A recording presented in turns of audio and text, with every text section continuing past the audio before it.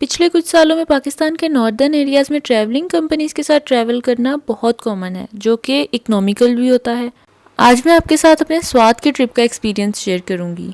हम रात को 11 बजे डाइवर टर्मिनल से स्वात के लिए निकले थे और फिर कुछ देर बाद हमने भेरा पे स्टे किया था तकरीबन 30 मिनट्स का, और फिर तकरीबन सुबह 7-8 बजे तक हमने मिंगोरा में अपने होटल में चेक इन कर लिया था।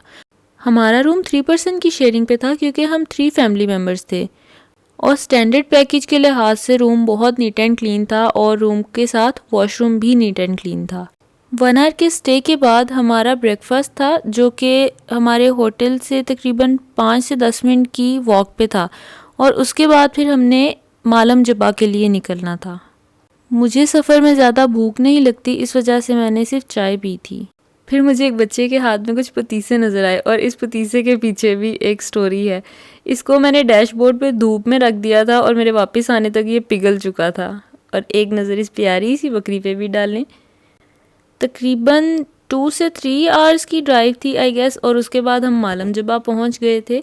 मालम जब्बा पहुंचने के बाद मैंने एक पैकेज लिया था जिसमें entry, chairlift, ski, snow tube और जिप लाइन थी, और साथ 200 रुपीज़ की रिफ्रेशमेंट भी थी। ये पूरा पैकेज मुझे 4000 में मिला था। इन सब एक्टिविटीज़ के लिए तकरीबन 5 से 10 मिनट की हाइक थी। सबसे पहले मैंने ली थी स्नो ट्यूब, और मैं सच बताऊं तो इससे पहले मैंने कभी किसी को स्नो ट्यूब लेते हुए भी नहीं देखा था। मैंने सिर्फ नाम फर्स्ट टाइम सुना था, लेकिन मैंने सोचा था चलो ये भी ट्राई करते हैं। ज़्यादा से ज़्यादा मैं गिर ही सकती थी, लेकिन बहुत अच्छा एक्सपीरियंस था, मज़ा आया था। उसके बाद मैं स्की के लिए चली गई थी, और स्की की हाइक के लिए मुझे 2 स्टिक्स दी थी और शूज़ पहनाए थे। मेरा स्की का तो बिल्कुल भी एक्सपीरियंस नहीं था, ये फर्स्ट टाइम है, तो इसलिए साथ मेरे एक ऑपरेटर था।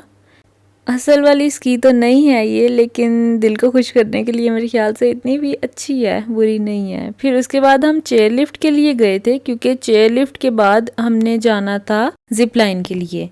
और इधर मैं इतनी एक्साइटेड थी, मैं अभी आपको वीडियो का एक्चुअल साउंड सुनाती हूँ, जिसमें आप मेरी एक्साइटमेंट का लेवल देख सकते हैं। ये वीडियो मैं रिव्यू के लिए रिकॉर्ड करवा रही हूँ। अस्सलाम वालेकुम।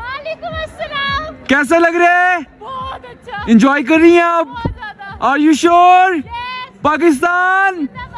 और फिर नेल्स और रिंग की शौकी तो भाई ज़रूरी है, वो तो मस्ट है, वो कैसे भूल सकती हूँ मैं।